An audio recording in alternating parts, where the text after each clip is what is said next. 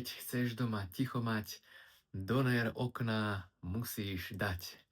Prečo počase krídlo okna sadne a šúcha orám? Prečo je to tak? Minútka s Marekom, pretože to okno vlastne vy keď otvárate, zatvárate a keď ho otvoríte a necháte ho otvorené, tak ono má tendenciu tým pádom, že máte trojsklo alebo ťažké krídlo alebo ťažké sklo, tak ono má tendenciu stále tlačiť na tú jednu stranu, keďže nie je zavreté a není sú tie uzatváracie prvky všetky zatvorené a to okno pekne nesedí na svojom mieste.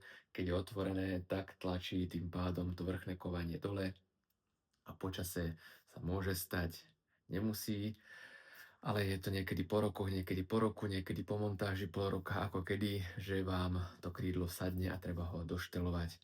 Preto nás kľudne zavolajte www.doner.sk, tam máte kontakt, radi prídeme, naštelujeme, premažeme. Odporúčam to robiť každý rok,